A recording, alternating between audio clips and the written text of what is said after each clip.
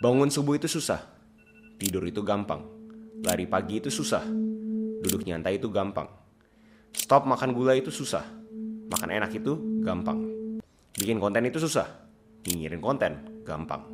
Menulis itu susah, ngomong doang itu gampang. Olahraga itu susah, punya fisik lemah itu gampang. Puasa 16 jam itu susah, makan asal-asalan itu gampang. Baca buku itu susah, scrolling di media sosial berjam-jam itu gampang.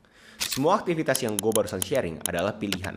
Dan kita sebagai manusia bisa memilih semua kegiatan ini. Dimana kita sebagai manusia tahu kalau misalnya kita ngelakuin kegiatan-kegiatan susah tersebut bakal ngebantu diri kita di masa depan. Tapi entah kenapa diri kita berasa ngapain.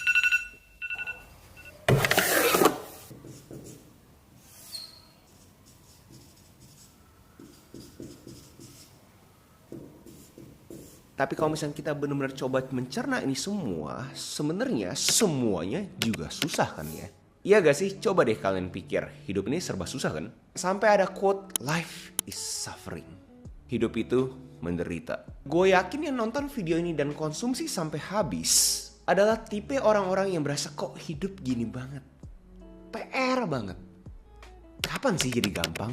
Dan apalagi yang susah-susah ini adalah sesuatu yang harus kita kerjakan.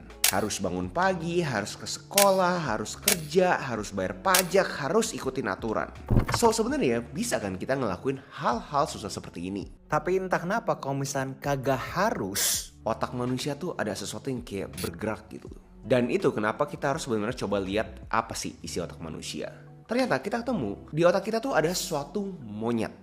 Di mana monyet tersebut pokoknya pengen nyantai aja. Dia berasa dia kagak ada keharusan. Dia akan kabur kalau misalnya ketrigger dengan suatu kata yang namanya adalah deadline. Begitu ada deadline, mendadak dia kabur. Dan baru usaha kita ekstrim dan akhirnya produktif. Yang namanya adalah the Parkinson Law. Dan kita lihat di sisi lain juga di otak kita. Ternyata ada suatu makhluk abstrak yang namanya ego. Ego dia mencoba menjaga kita karena dia kagak pengen kita merasakan diri kita itu sebenarnya tolol. Dia kagak pengen tahu rasanya ditolak, dikatain bahwa kita tuh sebenarnya kagak mampu.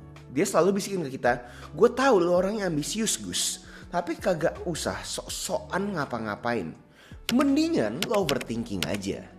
Tapi pertanyaannya adalah kalau misalnya kalian dengerin si ego, mau ampe kapan? Karena ngomong apa adanya, namanya manusia kalau dipikir-pikir kan selalu ada namanya deadline.